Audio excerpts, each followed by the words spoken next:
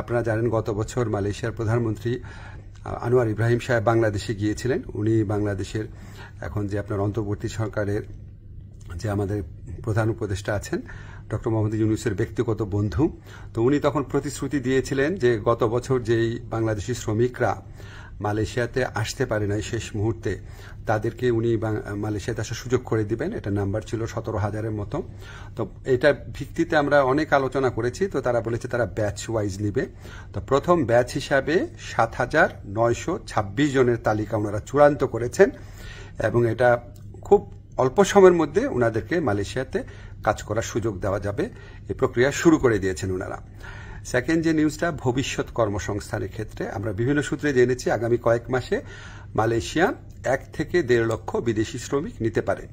তো আমাদেরকে মালয়েশিয়ার যে ইন্টেরিয়র হিউম্যান রিসোর্স মিনিস্টার আছে উনি আশ্বস্ত করেছেন লোক দেওয়ার ক্ষেত্রে বাংলাদেশকে সর্বোচ্চ অগ্রাধিকার দেওয়া হবে। বাংলাদেশ থেকে সবচেয়ে বেশি লোক নেবেন ওনারা, যেটুকু আশ্বাস আমরা পেয়েছি।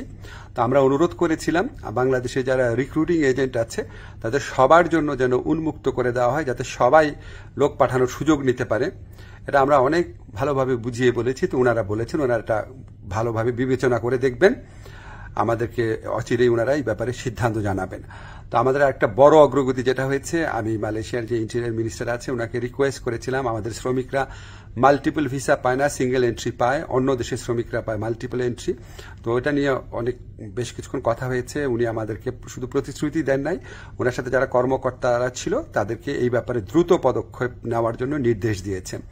আর আমি বলেছি যে মালয়েশিয়ার যারা ইরেগুলার হয়ে গেছেন, যে শ্রমিক ভাইরা আছেন তাদেরকে রেগুলারাইজ করা বা বৈধ করা যায় কিনা। তো ওনারা বলেছেন ওনারা মাঝে মাঝে এটা করেন, আর গত বছর করেছেন। আর ওনারা বলেছেন যে যাদের পাসপোর্ট এক্সপায়ার্ড হয়ে যায়, ভিসা এক্সপায়ার্ড হয়ে যায়, তাদের ক্ষেত্রে এটা হয়তো করা সম্ভব হবে না। তখন আমি বলেছি দেখেন অনেক সময় আছে যে মালিকের গাফলতির কারণে বা মালিকের ত্রুটির কারণে এটা হয়, তো সেগুলি আলাদাভাবে বিবেচনা করা যায় কিনা। ওনারা প্রতিশ্রুতি দিয়েছেন, ওনারা এটা বিবেচনা করে দেখবেন। এছাড়া আমরা আরো কিছু বিষয় নিয়ে আলোচনা করেছি, যেমন আমরা বলেছি যে এখানে যে আপনার সিকিউরিটি গার্ড আছে বা কেয়ার গিভার আছে বা নার্স আছে, বাংলাদেশ থেকে নেওয়া যায় নাকি, স্কিল্ড ওয়ার্কফোর্স নেওয়া যায় নাকি। ওনারা আগ্রহ দেখিয়েছেন, এ ব্যাপারে আমাদের আলোচনা অব্যাহত থাকবে। তো আমরা মোটামুটি আশাবাদী